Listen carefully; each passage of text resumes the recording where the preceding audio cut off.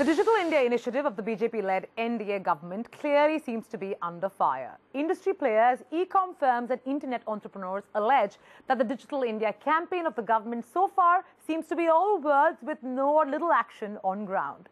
From tax policies to startup funding to internet connectivity to net neutrality, the broad sentiment that prevails within the internet ecosystem is that the government's money is not where its mouth is. So much so that some analysts have even termed the entire initiative as an activity in PR for the government. Abhinav Trivedi explores the Digital India story so far. Digital India के माध्यम से हम electronic goods को हिंदुस्तान में manufacturing करने की दिशा में आगे बढ़ना चाहते हैं। हम देश के उद्योग जगत को निमंत्रित करना चाहते हैं। मैं नौजवानों को भी स्टार्टअप के लिए जो मदद चाहिए सरकार देने के लिए तैयार है और आने वाले दिनों में शायद अमेरिका के बाद हम नंबर 2 पर आ जाएंगे स्टार्टअप के लिए। The NDA government's flagship program, Digital India, which received accolades galore across several quarters, now seems to be under the scanner. Digital India will be a huge success. Digital India is a very powerful one. Development of smart cities. Connecting every citizen of India. आज digital India का अभियान आरंभ हो रहा है। Internet entrepreneurs, e-commerce firms and analysts allege that the Digital India program is turning out to be more of an all-talk and no-show initiative, since the ground reality spins a very sorry tale. और e-governance बहुत ही तेजी से M governance में बदलने वाला है। M does not mean Modi governance, mobile governance. Some in fact go as far as calling the campaign an exercise in marketing and not a serious endeavor to nurture the current digital ecosystem of the country. It's a big talk effort and it's marketing, but I don't see really any substance. Not even in the claims, let alone in the execution. I think they needed to make some big noise about, oh, we are going to make India more digital. The truth of the matter is, you don't look at what people say. You should judge by what people do. The truth of the matter is that the opposite is happening. So, for example, one thing that's been said is that we really want to promote innovation and we want to make sure that, more and more people are able to, get bandwidth and become entrepreneurs and so on and so forth.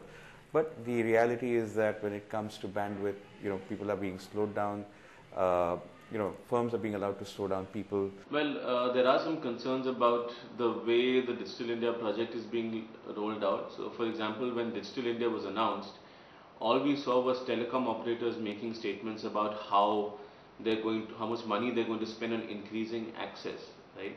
I don't think there was enough focus from the government on increasing services, and it's almost as if they've decided that first they need to take access and availability of internet to users, and then they'll start thinking about services.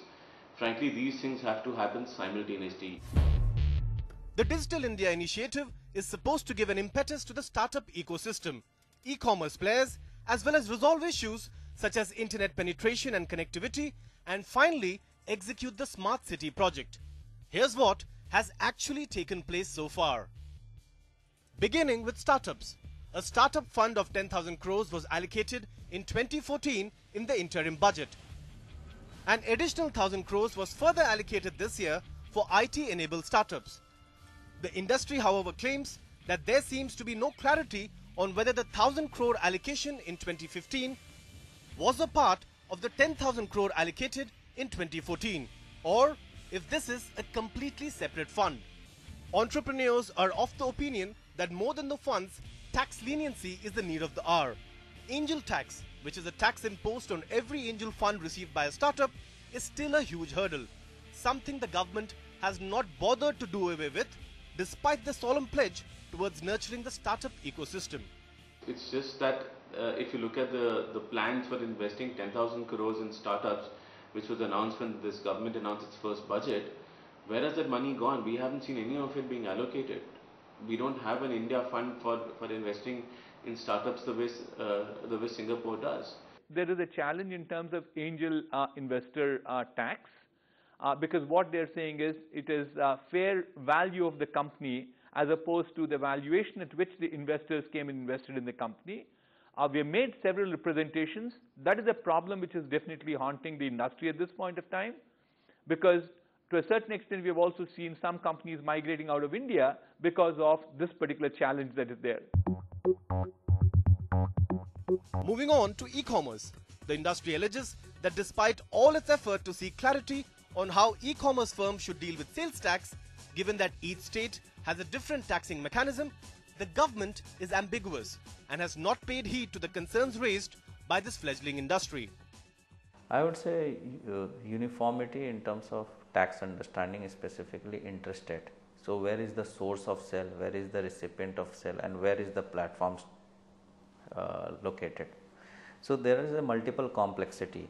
Where is the warehouse? So even the registered address of a seller can be somewhere while the stock is stored somewhere else.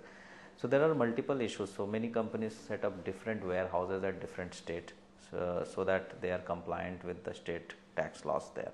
So I think most important is uniformity and transparency around it. I would request the e-commerce / marketplace companies to come forward and actually remove the smoke screens that they have created in creating an e-commerce / marketplace or whatever definition they want to operate in, and be clear in how they are operating and give valuable feedback in what and we have done consultations in the past with a few companies and they have come out with very genuine and good feedback.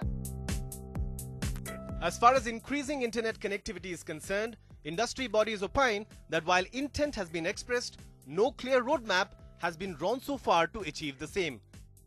According to a report by the World Economic Forum, India ranks 89th out of 143 countries in leveraging information and communication technology for social and economic impact. I think one of the biggest hurdles is on the connectivity, and they should figure out a fair way of connecting everybody.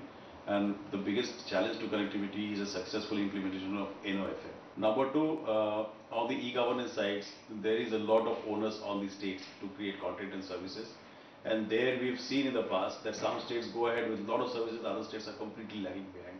Unless there is some uniform common standards of these services, it is not going to be adopted. क्यों न हमारे देश में 100 नए शहर बने. And lastly, one of the biggest pillars of the Digital India campaign, the Smart Cities initiative.